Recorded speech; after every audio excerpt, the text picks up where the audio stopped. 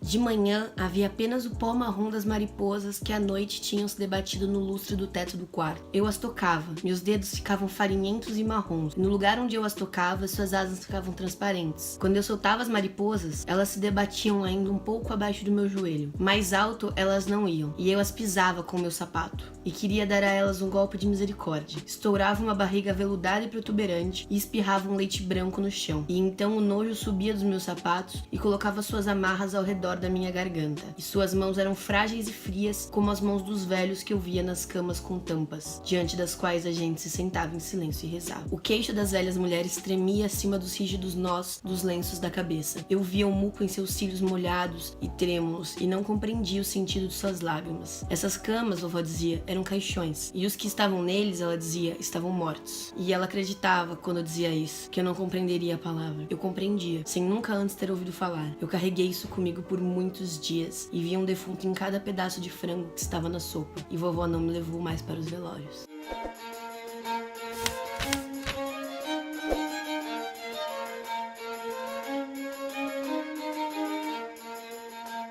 Bem-vindos ao B de Barbário. A gente vai falar então de Depressões da Herta Miller. Esse livro aqui então é o primeiro livro escrito por ela e é um livro de contos. Eu não vou fazer como eu costumo fazer, de passar conto a conto, porque eu acho que os contos da Herta Miller, eles são muito profundos pra eu ficar conversando um por um de forma superficial. Mesmo alguns que têm apenas 2 ou 3 páginas são muito profundos. E isso foi uma coisa que eu gostei muito na escrita da Herta. Ela consegue alcançar uma profundidade do texto com uma rapidez incrível. E talvez porque ela seja uma pessoa muito de entranhas, muito de âmago. Ela não fala pra você que você está podre por dentro, sabe? Ela vai falar que as suas fezes mostram, sabe? Ela tem muito essa questão escatológica, muito essa questão dos insetos, do escroto mesmo, sabe? Ela vai levar pra esse lado, e por esse aspecto, ela mostra a marginalidade da sociedade em que ela vivia. A Herta Miller, então, ela era alemã e viveu alguns anos fugida, né, na Romênia, por causa da Segunda Guerra Mundial. Ela escreve em alemão, né, como um ato de resistência, e ela mostra essa vida que ela viveu como camponesa por muitos anos, de um aspecto muito cru. E é um cru tão bonito, é absurdo. É realmente encantador o jeito como a literatura dela, pelo menos nesse livro aqui pra mim, se mostra seca e bonita. No final desse livro aqui, da coleção da Folha, tem um texto do Ricardo Lísias em que ele compara a Herta Miller com o Graciliano Ramos. Ele diz assim, ó: guardadas as proporções da época e temática, há uma possível e bastante frutífera comparação entre ela e Graciliano Ramos.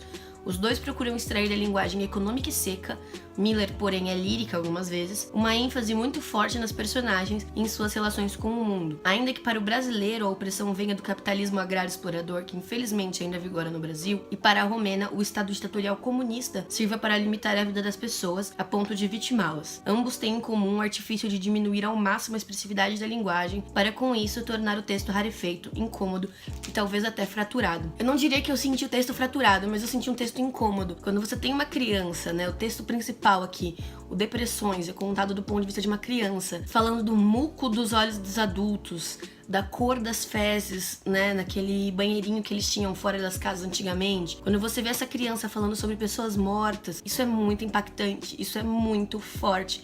E a Herta Miller deixa isso muito escrachado. Ela joga na sua cara e ela não tá nem aí. Ela não tem esse pudor. E isso é maravilhoso. Eu acho que é isso que faz Herta Miller e Herta Miller. Esse livro aqui é o primeiro. Geralmente, os primeiros livros são os livros que não demonstram tudo que o autor veio a se tornar ou que ele chegou a ser como um todo, né? Mas eu já fiquei muito interessada em ler outros livros dela. Já dei uma garimpada lá na Biblioteca Azul. E os títulos dos livros dela já são maravilhosos, assim, né? A Raposa Já Era o Fazão, umas coisas assim. E eu vou dizer que Depressões foi o meu texto favorito aqui desse livro. Eu acho que é porque ele se estende um pouco mais e a gente tem uma profundidade maior. Mas eu gostei de vários outros textos. Eu gostei muito desse aqui dos varredores de rua, em que ela fala da rua e vai indo por ela, pelas ruas, pelos varredores, pelas pessoas que estão passando por ali. O jeito como ela escreve me dá muito movimento, parece uma câmera assim sobrevoando um local, sabe? Eu tenho essa impressão o tempo todo. Eu gostei também muito de Peras Podres, que também vai ter um relacionamento entre duas amigas ali, a Keith e mais uma menina que eu não lembro o nome. Mas eu achei muito legal como ele fala sobre menstruação, sobre ser mulher, sobre qual a diferença de ser mulher e ser menina, qual a diferença entre ser mulher e ser homem. E eu achei muito relevante os aspectos que a Rita Miller traz pro texto. Bom, eu sei que eu não disse muito, mas o que eu quero dizer é que leiam esse livro. É um livro que você vai amar ou odiar, eu acredito. Mas se você odiar, passa pra frente depois das primeiras 10 páginas e vai pra próxima. Se você amar, é uma autora forte, sabe? Uma mulher a ser lida. Se vocês gostaram desse vídeo, dá um joinha lá embaixo pra ajudar na divulgação do canal. Se inscreve clicando na bolinha com o meu rosto, que vai aparecer aqui na tela. E dá uma olhadinha nos videozinhos que eu vou deixar aqui do lado. Um beijo e até a próxima.